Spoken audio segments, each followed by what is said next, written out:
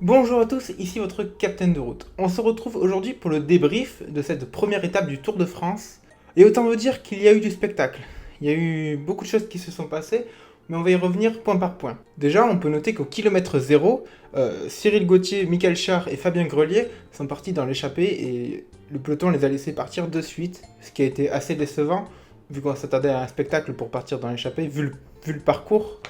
Donc c'est dommage. Faut noter qu'ils sont partis sous temps sec, et qu'au bout d'à peine, on va dire, 15 km de course, la pluie a commencé à apparaître pour arriver de plus en plus intensément, ce qui a favorisé les tensions dans le peloton, ça commençait à rouler vite. Donc, au bout de 30 km de course, la grosse pluie arrive, une pluie à 130 km de l'arrivée, voilà, une vraie pluie d'orage, et là ça n'a pas manqué. Première chute de Sam Bennett et de Domenico Pozzovivo à 120 km de l'arrivée sur la promenade des Anglais.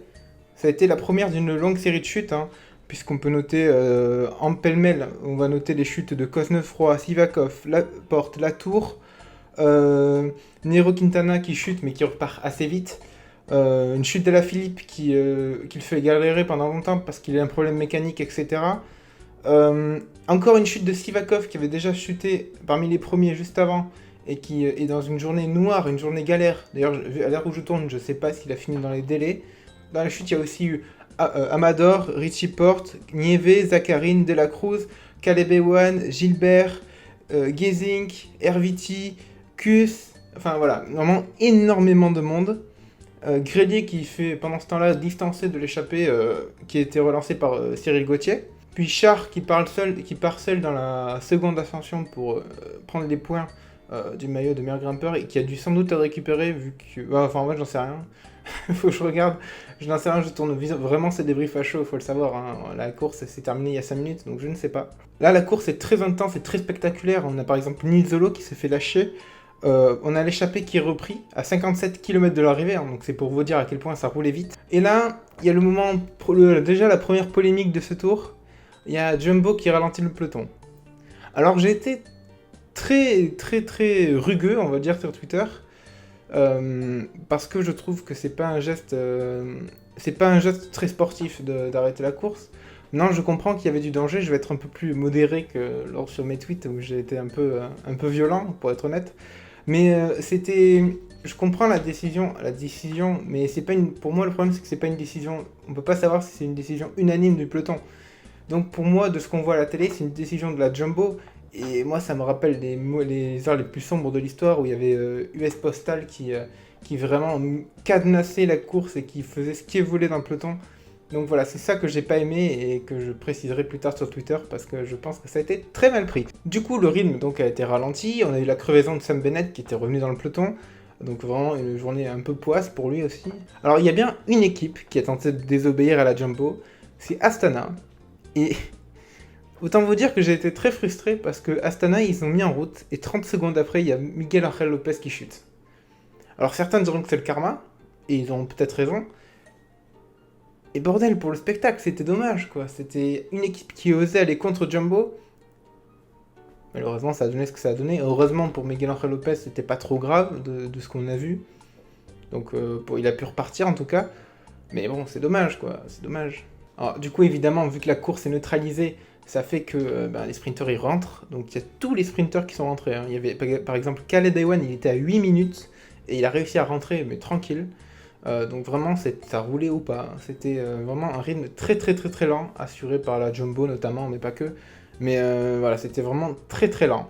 Alors, je parlais de karma pour Astana tout à l'heure, mais on peut aussi peut-être parler de karma pour Jumbo, puisqu'il y a George Bennett, alors que ça roule très lentement, qui chute aussi. Voilà, bon, on espère qu'il va bien. Hein. Il a eu un peu de mal à repartir. Mais voilà, on espère pour la course qu'il va bien, qu'il n'a pas eu de gros bobos. Mais en tout cas, ouais, sur ce tour, tout c'est une histoire de karma, j'ai l'impression. Bon, après cette neutralisation de la descente, des descentes qui étaient particulièrement dangereuses, on arrivait sur la partie plane en fin de course. Et il y a Cosnefroy qui a décidé de réveiller un peu le peloton en attaquant à 17 km de l'arrivée, ce qui est très bien.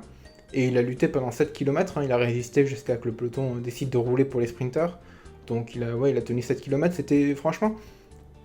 Il fallait tenter, après tout, peut-être qu'ils auraient pas dû rouler après, on sait pas. Donc c'était tenté, bon c'est dommage, ça a malheureusement pas marché. Et là, c'est le drame pour beaucoup. On arrive aux 3 km de l'arrivée, vraiment, genre sous la bannière qui permet à tous les mecs du général d'être tranquilles normalement. Et la grosse chute, et on voit notamment Pinot qui est pris dedans. Thibaut Pinot qui a été pris dans cette chute, c'est... il était marqué, enfin il a dû faire une belle gamelle parce qu'il avait bien son cuissard déchiré. Maintenant il avait l'air d'aller, il était plus énervé d'avoir chuté que vraiment souffrir. Donc on espère pour le coureur français que ça va. En tout cas, et ce qui est sûr, c'est qu'il perd pas de temps en général, vu que c'était après les 3 km. Donc clairement, il a un peu de chance dans sa malchance, j'ai envie de dire. Maintenant, reste à voir pour la suite ce que ça peut donner, en espérant que ça n'ait pas trop de séquelles, quoi. Et donc là, on arrive à un sprint très houleux. Et puis là, venu de nulle part, alors qu'il y avait des très beaux trains de la Bora notamment, venu de nulle part, Alexander Christophe qui vient s'imposer avec une puissance, vraiment, il a pas démérité sa victoire, hein. Il a sorti la machine à watts, c'était impressionnant, il a vraiment fait, il a déboîté, hop, dépassé tout le monde, et il a gagné. Et avec en deuxième place, Matt Pedersen. C'est pas un sprinter, Matt Pedersen, qu'est-ce qu'il fait là? Enfin, apparemment, c'en est un maintenant, mais impressionnant, Matt Pedersen aussi, hein. Vraiment, deux noms qu'on s'attendait pas du tout à voir aujourd'hui. Alexander Christophe, ça fait un petit moment qu'on l'a pas vu à ce niveau, et clairement, moi, ça me déplaît pas. Bon, voilà, c'est tout pour ce débrief de cette première étape qui a été très animée. On se retrouve demain matin pour la présentation du parcours de la seconde étape. En attendant, moi je vous dis à demain, ciao.